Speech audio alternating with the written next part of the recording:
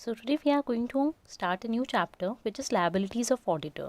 So in liabilities of auditor there are three parts. One is criminal liability, another is civil liability and the next is liability under income tax act. तो सबसे पहले हम लोग start करने वाले हैं criminal liability से कि क्रिमिनल लाइबिलिटी होती क्या है सबसे पहले तो ठीक है।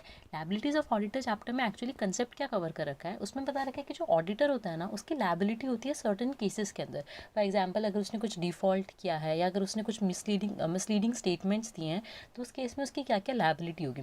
सो वो लाइबिलिटीज़ हमारी कंपनीज एक्ट के अंडर भी होती है, कुछ इनकम टैक्स एक्ट के अंदर होती है।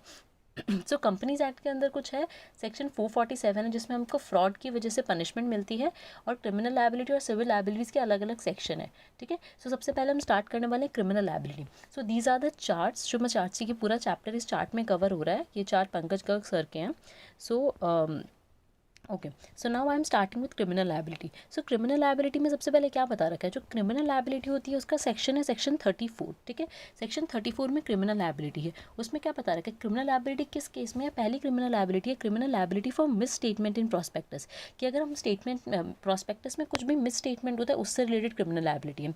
उसमें क्या बता रखा है कि where any prospectus is issued or circulated or distribute, जब कोई भी प्रॉस्पेक्टस इशू करते हैं या सर्क्यूलेट करते हैं, जब कोई भी प्रॉस्पेक्टस इशू करते हैं, सर्क्यूलेट करते हैं, डिस्ट्रीब्यूट करते हैं, which includes any statement which is untrue, और उस प्रॉस्पेक्टस में एक ऐसा स्टेटमेंट है जो कि अनट्रू है या फिर मिसलीडिंग है, या फिर or where inclusion or omission of any of the matters is likely to mislead, या फिर कुछ ऐसे मैटर्स है उसके अंदर जिनके इंक्लूड होने पे या फिर जिनके ओमिशन होने पे, इट्स नॉट नेसेसरी कि उसके इंक्लूड होने पे ही कुछ मिसलीडिंग फैक्ट कन्वे हो रहा है। अगर उसके एक्सक्लूजन या उसके ओमिशन से होता है तो वो भी हमारी एक लायबिलिटी मानी जाती है उस केस में भी। ठीक है, then every person who authorizes the issue, तो एवरी पर्सन, हर एक पर्सन जो उस इशू को ऑथराइज करता है, so here the main word is authorize. ठीक है, so every person who authorizes such issue of prospectus shall be liable under section 447 fraud. ठीक है, सो एवरी पर्सन क्या होगा, जिसने भी उस इशू को ऑथराइज किया है उसको फ्रॉड की उसको ही shall be liable under section 447। ठीक है, सो बेसिकली क्रिमिनल लायबिलिटी में क्या बता रखा है, सेक्शन 34 में बता रखा है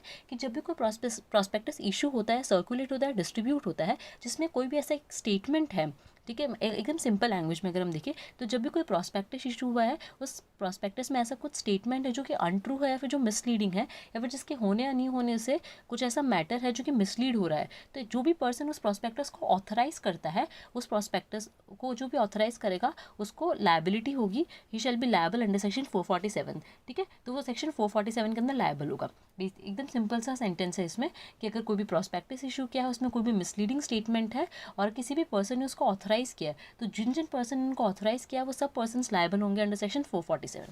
ठीक है, the next is section 448। Section 448 के अंदर भी हमको criminal liability for making false statement. यहाँ पे तो क्या था, जिसने भी ऑथराइज किया था ना वो सब लोग इसमें थे, और यहाँ पे अगर हम कोई फॉल्स स्टेटमेंट दे रहे हैं, ठीक है, criminal liability for making any false statement, उसमें क्या बता रखा है कि if any return, report, certificate, financial statement या प्रॉस्पेक्टस, मतलब जो कंपनी का कोई भी डॉक्यूमेंट हो, चाहे कोई रिटर्न हो, रिपोर्ट हो, कोई सर्टिफिकेट हो, प्रॉस्पेक्टस हो, फाइनेंशियल स्टेटमेंट्स हो, या कोई भी स्टेटमेंट हो या कोई भी डॉक्यूमेंट हो उस लॉ के अंदर, अगर जिस भी पर्सन है, any person makes that statement, यहाँ पे क्या किसकी बात आती है, any person who makes a statement. ऊपर क्या था कि जिसने भी प्रॉस्पेक्टस को ऑथराइज किया था ना उन सब लोगों को इंक्लूड किया था, और इस केस में क्या है, any person who makes a statement which is falls in any material particulars. अब वो जो है वो जो स्टेटमेंट है वो फॉल्स है किसी भी मटेरियल पर्टिकुलर्स के, and knowing it to be false. ठीक है, अब वो जो पर्सन है वो जो स्टेटमेंट दे रहा है उसको पता है कि वो स्टेटमेंट फॉल्स है, फिर भी वो स्टेटमेंट दे रहा है, ठीक है, विच is falls in any material particulars. ठीक है, वो मटेरियल पर्टिकुलर्स में फॉल्स होना चाहिए, इमटेरियल थिंग्स के लिए इट्स ओके, मतलब उसके लिए ये वाली लायबिलिटी नहीं लगती है क्रिमिनल लायबिलिटी।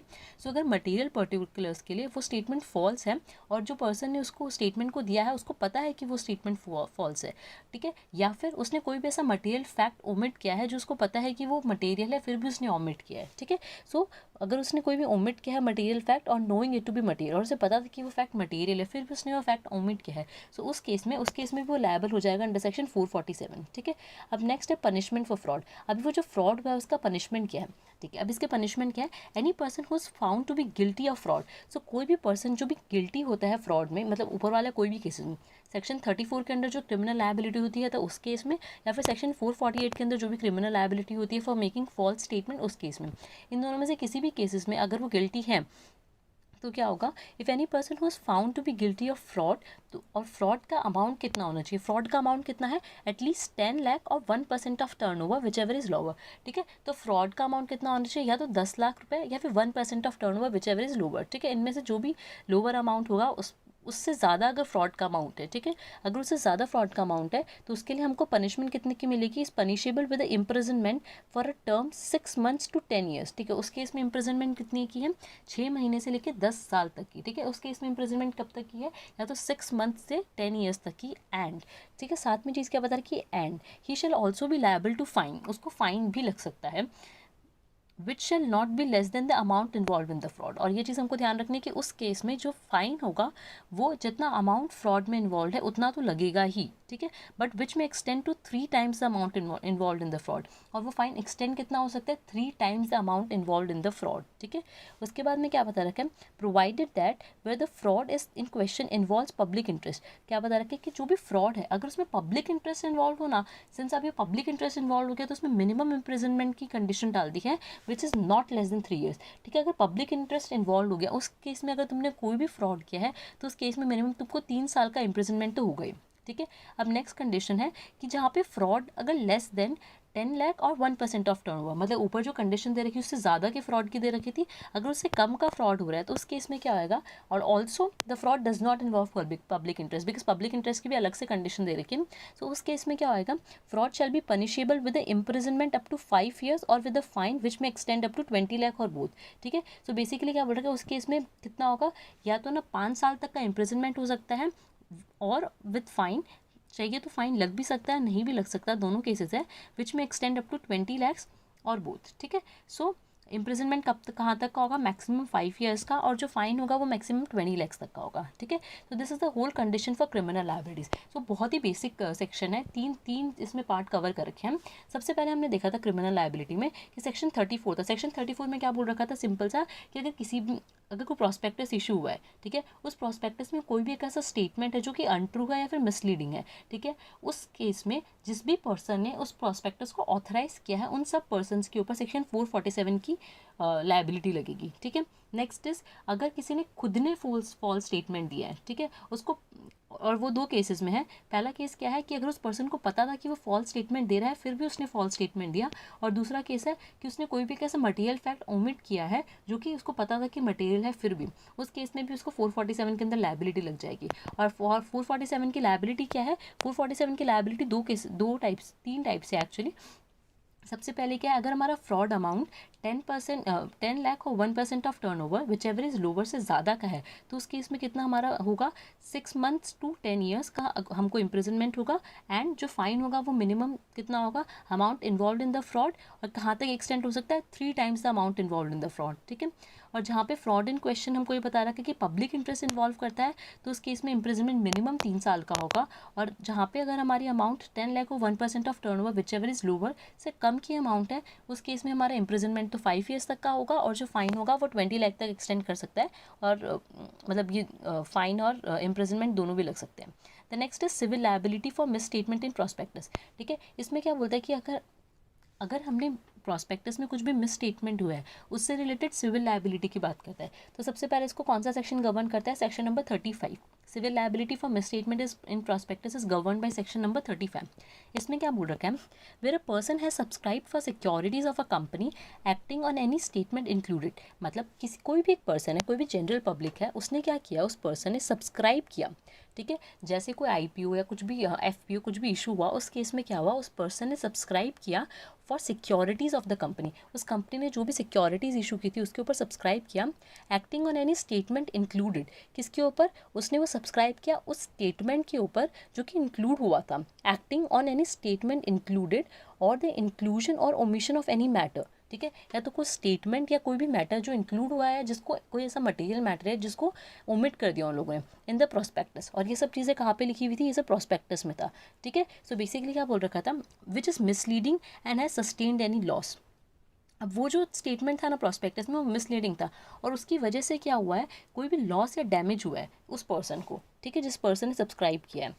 द कंपनी है एंड एवरी पर्सन हूँ, ठीक है। बेसिकली क्या बता रखा है इसमें, सबसे पहले ये बता रखा है वेर किसी भी पर्सन ने सब्सक्राइब किया है कंपनी की सिक्योरिटी के ऊपर, और उसने क्या किया, प्रोस्पेक्टस में कोई ऐसा स्टेटमेंट देखा या फिर प्रोस्पेक्टस में कोई ऐसा फैक्ट देखा जिसको देख के उसने सिक्योरिटीज़ को सब्सक्राइब कर लिया, बट उसको अभी कोई लॉस हो गया, कोई डैमेज हो गया। सो उस केस में the company and every person, तो लायबिलिटी किस किस के ऊपर है, कंपनी के ऊपर है एंड एवरी पर्सन, और हर उस पर्सन के ऊपर who is the director of the company at the time of issue of prospectus, ठीक है। तो लायबिलिटी किस किस के ऊपर है, सबसे पहले किसके ऊपर है, कंपनी के ऊपर है एंड एवरी पर्सन। कौन कौन से वो सब लोग हैं जिनके ऊपर ये लायबिलिटीज़ है। सो हमारे पास में पांच लोगों की लिस्ट है, उसमें कौन कौन आता है। सबसे पहले है is a director of the company at the time of issue of prospectus. जब प्रोस्पेक्टस इशू हुआ था उस टाइम पे कंपनी का जो डायरेक्टर था उसके ऊपर लायबिलिटी बनेगी, ठीक है। The director of the company at the time of issue of the prospectus. Next is has authorized himself to be named and is named in the prospectus as a director of the company। मतलब क्या हुआ कि उसने क्या बोला, उसने authorisation दिया था कि उसका नाम तुम प्रोस्पेक्टस में डाल सकते हो एज अ डायरेक्टर, और has agreed to become such director, ठीक है। या फिर उसने अग्री कर लिया हो कि मैं आपकी कंपनी का डायरेक्टर बन जाऊंगा, या तो इमीडिएटली और after an interval of time, या कुछ टाइम बाद में डायरेक्टर बन जाऊंगा, इसलिए आप मेरा नाम प्रोस्पेक्टस में डाल सकते हो, ठीक है। तो वो जो इंसान होगा उसने अगर कंसेंट दे दिया कि मेरा नाम आप प्रोस्पेक्टस में डाल सकते हो, तो वो भी लायबल होगा, ठीक है। Has authorised himself to be named and is named in the prospectus, ठीक है। उसने क्या किया, उसने ऑथराइज किया कि उसका नाम तुम डाल सकते हो प्रोस्पेक्टस में as the director of the company, as a director, और has agreed to become such director, या फिर उसने अग्री कर दिया हो कि मैं डायरेक्टर बन जाऊंगा, या तो अभी से या फिर after a period of time, ठीक है। Is the promoter of the company, या फिर वो कंपनी का प्रोमोटर है। Next is has authorise the issue of prospectus, जिसने इशू ऑफ प्रोस्पेक्टस को ऑथराइज किया है, एंड इज़ एन एक्सपर्ट, या फिर वो कोई एक्सपर्ट हो। एक्सपर्ट का मतलब हो गया कोई भी इंजीनियर हो, CS हो, कोई भी वैल्यूअर, कोई भी हो, ठीक है। तो कोई भी एक्सपर्ट हो या फिर वो, ठीक है। तो ये सब जो लोग हैं इन सब लोगों के ऊपर वो लायबिलिटी लगेगी। लायबिलिटी क्या है, शैल बी लायबल टू पे कॉम्पनसेशन टू एवरी पर्सन। उनको क्या करना पड़ेगा, कॉम्पनसेशन पे करना पड़ेगा हर उस पर्सन को who has sustain such loss और डैमेज, जिसको उसका लॉस हुआ है। तो मतलब यहाँ पे कोई इम्प्रिजनमेंट की ये सब लायबिलिटी नहीं है। उनको क्या लायबिलिटी है, जिस पर्सन को उस प्रोस्पेक्टस की वजह से लॉस हुआ है उनको उन सब लोगों को कॉम्पनसेट करना पड़ेगा, ठीक है। तो किस किस को, मतलब बेसिकली क्या है, एक तो ये 5 लोग इन्वॉल्व और कंपनी के साथ कौन कौन से 5 लोग हैं। सबसे पहले जो कंपनी का डायरेक्टर है उस टाइम पे, उसके बाद जिसने बोला था कि प्रोस्पेक्टस में मेरा नाम डाल सकते हो, जिसने ऑथराइज़ किया था खुद का नाम देने के लिए। नेक्स्ट इज जो कंपनी के प्रोमोटर्स है। नेक्स्ट है कि जिसने ऑथराइज़ किया उस प्रोस्पेक्टस को, और नेक्स्ट है एक्सपर्ट, ठीक है। उन सब लोगों को कॉम्पनसेट करना पड़ेगा जिनको कोई भी लॉस हुआ है उस प्रोस्पेक्टस की वजह से, ठीक है। ये है हमारी सिविल लायबिलिटी। नेक्स्ट हम बात करते हैं, एकदम ईजी टॉपिक है ये, it won't take much of your time. Next is liabilities under income tax act. अब इनकम टैक्स के एक्ट के अंदर क्या लायबिलिटी होती है, ठीक है। सबसे पहले क्या होता है, disability to represent the assessee, ठीक है। कई केसेस होते हैं जिस केस में हम क्या कर सकते हैं, हमारे एसएससी को रिप्रेजेंट ही नहीं कर सकते हैं, ठीक है। तो वो डिसेबिलिटी सेक्शन 288 में बता रखी है। तो उसमें क्या बता रखा है, a person who has been convicted of any offence, मतलब कोई भी एक ऐसा पर्सन है जिसको किसी भी ऑफेंस के लिए कन्विक्ट कर लिया। A person who has been convicted of any offence connected with any income tax proceeding, और वो जो ऑफेंस था किससे कनेक्टेड था, with any income tax proceeding. मतलब कोई भी ऐसी प्रोसीडिंग हो रही थी उसमें उसने कोई भी ऑफेंस कर लिया और उसके लिए उसको कन्विक्ट कर लिया, ठीक है। A person who has been convicted of any offence connected with any income tax proceedings और on whom a penalty has been imposed, या फिर जिसके ऊपर कोई पेनल्टी इम्पोज की थी under the said act, is disqualified from representing N SSC, ठीक है। तो वो डिस्क्वालीफाई हो जाएगा किसी भी एसएससी को रिप्रेजेंट करने के लिए। जितने टाइम पीरियड के लिए उसको बोला गया है उतने टाइम पीरियड के लिए डिस्क्वालीफाई हो जाएगा, ठीक है। तो जिसको किसी ऑफेंस के लिए कन्विक्ट कर लिया हो या फिर जिसके ऊपर कोई भी पेनल्टी इम्पोज कर दी हो, वो डिस्क्वालीफाई हो जाएगा फ्रॉम रिप्रेजेंटिंग द एसएससी, ठीक है। Next is CA found guilty of professional misconduct. कोई एक ऐसा सीए है जिसको गिल्टी फाउंड किया था as a professional misconduct. Professional misconduct मतलब जो हमारे प्रोफेशनल चार्टर्ड अकाउंटेंट जो एक्ट है उसमें जो प्रोफेशनल मिसकंडक्ट है उसमें अगर उसको गिल्टी फाउंड किया हो by the council of ICA can not act as a representative of for such time that the order of council disqualifies him from practising, ठीक है। जब तक काउंसिल ने उसको डिस्क्वालीफाई कर रखा है कि वो प्रैक्टिस नहीं कर सकता, तब तक वो किसी भी एसएससी को रिप्रेजेंट भी नहीं कर सकता, ठीक है। इसमें एक चीज़ और ध्यान रखने ना कि फॉर एग्जांपल कि अगर I am also member of like for example मैं आईसीआई का भी मेंबर हूँ, आईसीएसआई का भी मेंबर हूँ, तो अगर मुझे किसी एक प्रोफेशनल बॉडी से डिस्क्वालीफाई कर दिया तो वो मेरी दूसरी प्रोफेशनल बॉडीज़ के ऊपर भी एप्लीकेबल हो जाएगा। मैं दूसरी प्रोफेशनल बॉडीज़ के अंदर भी मेरे एसएससी को रिप्रेजेंट नहीं कर पाऊंगा, ठीक है। So it applies to both of them. अगर किसी एक में कर दिया तो दूसरे में भी हो जाएगा। ठीक है। नेक्स्ट है सेक्शन 278। लास्ट, इससे पहले सेक्शन था वो था 288, अभी है 278। 278 में क्या बोल रखा है? Any person who acts or induces in any manner another person to make or deliver to IT authorities. मतलब क्या बोल रखा है? Any person who acts or induces in any manner other person. इसमें क्या बोल रखा है कि इसने किसी और पर्सन को या तो एक्ट करने को बोला है, इंड्यूस किया उसको, या तो उसने खुद ने, who acts or induces in any manner another person. ठीक है, बेसिकली क्या हुआ है, उसने क्या किया, तो खुद ने एक्ट किया है या फिर किसी और पर्सन को इंड्यूस किया है कि वो ऐसा एक्ट करे। To make and deliver to IT authorities a false statement, कि IT अथॉरिटीज़ को फॉल्स स्टेटमेंट देने के लिए या कोई डिक्लेरेशन देने के लिए relating to any taxable income, किसी भी टैक्सेबल इनकम से रिलेटेड। ठीक है, या तो उसने खुद ने कुछ ऐसा एक्ट किया है, किसी और पर्सन को इंड्यूस किया है कि वो ऐसा स्टेटमेंट दे। ठीक है, relating to any taxable income which he knows to be false, जो उसको पता है कि वो गलत है, और does not believe to be true is punishable. ठीक है, जो उसको पता है फॉल्स, या फिर जो वो बिलीव करता है कि वो ट्रू नहीं है, उस केस में वो दैट पर्सन इज पनिशेबल। तो कितना होगा उसका पनिशमेंट, क्या है? With imprisonment from 6 month to 7 years. उसका इम्प्रिजनमेंट कितना होगा? 6 महीने से लेकर 7 ईयर्स तक। And fine if tax evaded और attempts to be evaded exceeds 25 lakh. अगर 25 लाख से ज़्यादा का अगर उसका टैक्स टू बी इवेडेड था, टैक्स इवेडेड था, उस केस में उसका इम्प्रिजनमेंट कितना होगा? 6 मंथ टू 7 ईयर्स। और अगर उससे कम का अमाउंट है तो उसका इम्प्रिजनमेंट होगा 3 मंथ्स टू 2 ईयर्स। ठीक है, ये है हमारी सेक्शन 278 की लायबिलिटी। ठीक है, नेक्स्ट है रूल 12A। रूल 12A में क्या बोलता है? A CA who as an authorise representative has prepared the return filed by the SSE। मतलब क्या है, किसी भी एक CA ने एज अ ऑथराइज रिप्रेजेंटेटिव, ठीक है, मतलब किसी भी SSE का वो ऑथराइज रिप्रेजेंटेटिव है, has prepare the return filed by the SSE। उसने क्या किया, SSE ने जो भी रिटर्न फाइल किया उसने प्रिपेयर की थी, वो has to furnish to AO। तो उसको AO को फर्निश करना पड़ेगा। क्या क्या फर्निश करना पड़ेगा? Particulars of accounts, statements and other documents supplied to him by the SSE for the preparation of return. मतलब उसको क्या क्या AO को बताना पड़ेगा, उसको AO को देना पड़ेगा पर्टिकुलर्स ऑफ अकाउंट्स, जो भी अकाउंट्स के पर्टिकुलर्स है, स्टेटमेंट्स है, या फिर कोई भी ऐसे डॉक्यूमेंट्स जो उसको सप्लाई किए थे, supply to him by the assessee for the preparation of return. उसको सप्लाई किसने किए थे? असेसी ने सप्लाई किए थे रिटर्न प्रेपरेशन के लिए। तो उसको वो सारे डॉक्यूमेंट्स AO को देना पड़ेंगे, फर्निश टू AO। ठीक है, where the CA has conducted an examination of such records he has to submit a report on the scope and results of such examination. ठीक है, जब उसने एग्जामिनेशन किया था उन सब रिकॉर्ड्स का, तो उसको एक रिपोर्ट सबमिट करनी पड़ेगी ऑन द स्कोप, क्या उसका स्कोप था और उससे रिलेटेड उसके क्या रिजल्ट्स है उस एग्जामिनेशन के। ठीक है, in this case if this report contains any information which is false, पर और अगर उस रिपोर्ट में कोई भी ऐसी इन्फॉर्मेशन है जो कि फॉल्स है, and which the CA either knows or believes to be false, या फिर CA को लगता है कि वो गलत है, he would be liable to rigorous imprisonment which may extend to 7 years and to a fine. तो उसको क्या होगा, कोई एक रिग्रेस इम्प्रिजनमेंट हो सकती है जो 7 साल तक एक्सटेंड हो सकती है, और साथ में उसको फाइन भी लग सकता है। ठीक है, ये रूल 12A में लिख रखा है। And the next is Section 271J. This is the last section, which is for incorrect information in any report or certificate furnished under this act. मतलब इस एक्ट के अंदर या इस रूल्स के अंदर अगर किसी ने भी कोई इनकरेक्ट इन्फॉर्मेशन दी है किसी भी रिपोर्ट में या किसी भी सर्टिफिकेट में, ठीक है, अगर किसी भी CA ने कोई भी रिपोर्ट या सर्टिफिकेट में कोई भी इनकरेक्ट इन्फॉर्मेशन दी है, द AO और CAIT में impose a penalty of ₹10,000 for each such report और सर्टिफिकेट। तो हर उस रिपोर्ट या फिर हर उस सर्टिफिकेट पे वो 10,000 की पेनल्टी लगा सकता है अगर उसने कोई भी फॉल्स इन्फॉर्मेशन दी है। ठीक है, हर इनकरेक्ट इन्फॉर्मेशन के ऊपर नहीं लगेगी वो, हर एक रिपोर्ट के अंदर जो भी इनकरेक्ट इन्फॉर्मेशन है उसके ऊपर लगेगी वो। ठीक है, सो MCQs में you have to keep all this things in mind. ठीक है, अभी क्या है, so basically liabilities under income tax act में क्या है, ये 4 लायबिलिटी हमको बता रखी है।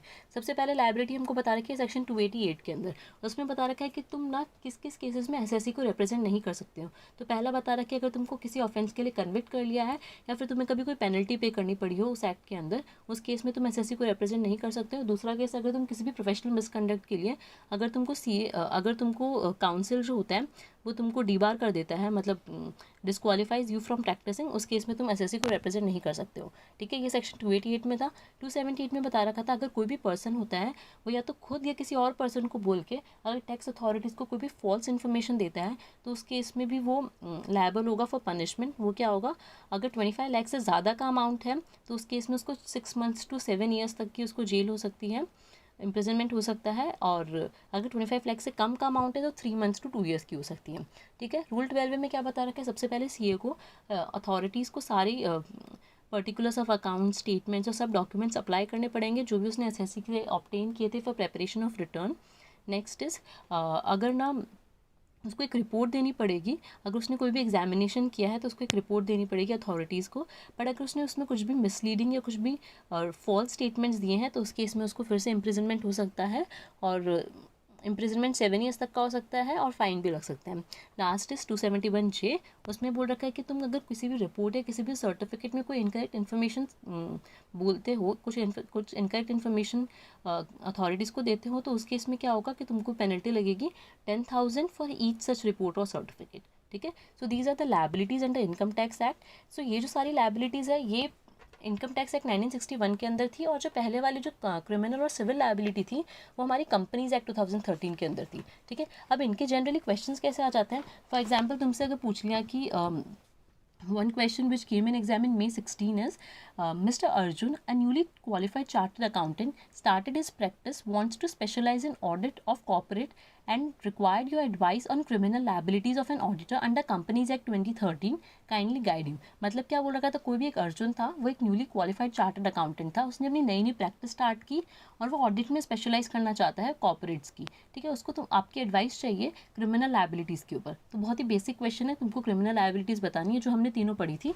Criminal liability for misstatement of prospectus, punishment for false statement या फिर पनिशमेंट फॉर फ्रॉड। ठीक है, अब कई बार क्या होता है, क्वेश्चन आ जाता है कि explain the liability of the auditor under Companies Act 2013 for making an untrue statement in a report। अगर तुमने किसी भी रिपोर्ट में कोई भी अनट्रू स्टेटमेंट दिया है, मतलब कोई तुमने फॉल्स स्टेटमेंट दिया है किसी भी रिपोर्ट में, तो उस केस में तुम्हारी क्या क्या लायबिलिटी होगी। ठीक है, तो उस केस में तुम्हारी क्या क्या लायबिलिटी होगी। सबसे पहले तुम्हारी क्रिमिनल लायबिलिटी आ जाएगी for misstatement in prospectus, और वो रिपोर्ट थी वो प्रोस्पेक्टस थी। ठीक है, तो उस केस में क्या हो जाएगी, तुम्हारी क्रिमिनल लायबिलिटी आ जाएगी for misstatement in prospectus, civil liability आ जाएगी for misstatement in prospectus, और जो तुम्हारा सेक्शन 447 का जो फ्रॉड आ जाएगा वो हम लिख देंगे। ठीक है, so these type of questions come in exam which you can easily do. So that's it for this chapter. I hope you have understood it.